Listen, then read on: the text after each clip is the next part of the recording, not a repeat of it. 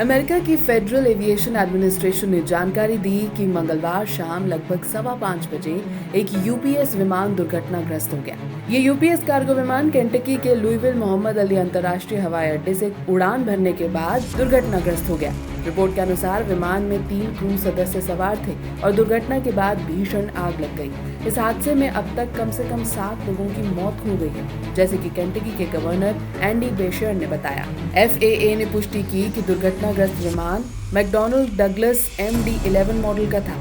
FAA ने social media platform X पर post करते हुए बताया कि यूपीएस फ्लाइट 2976 मंगलवार यानी 4 नवंबर को शाम तकरीबन 5:15 बजे केंटकी के लुईविल मोहम्मद अली अंतर्राष्ट्रीय हवाई अड्डे से उड़ान भरने के बाद दुर्घटनाग्रस्त हो गया। FAA और NTSB इस घटना की जांच करेंगे। NTSB इस जांच का नेतृत्व करेगा और सभी अपडेट्स प्रदान करेगा। इस पर लुईविल पुलिस विभाग की प्रतिक्रिया भी सामने आई है। लुईविल मेट्रो पुलिस विभाग ने बताया कि LMPD और कई अन्य एजेंसियां फर्न वैली और ग्रेड लेन के पास विमान दुर्घटना की रिपोर्ट पर प्रतिक्रिया दे रही है।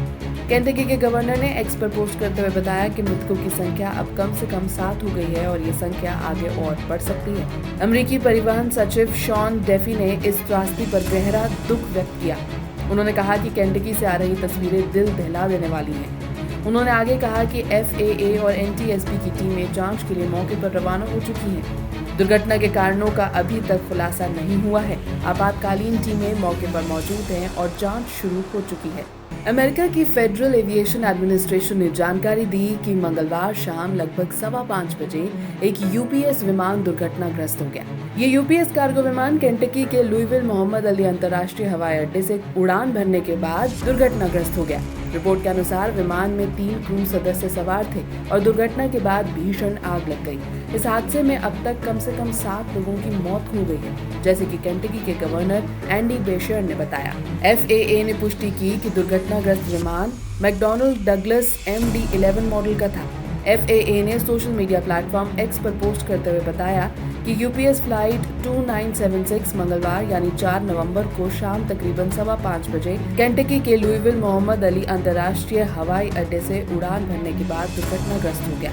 FAA और NTSB इस घटना की जांच करेंगे। NTSB इस जांच का नेतृत्व करेगा और सभी अपडेट्स प्रदान करेगा। इस पर लुईविल पुलिस विभाग की प्रतिक्रिया भी सामने आई है।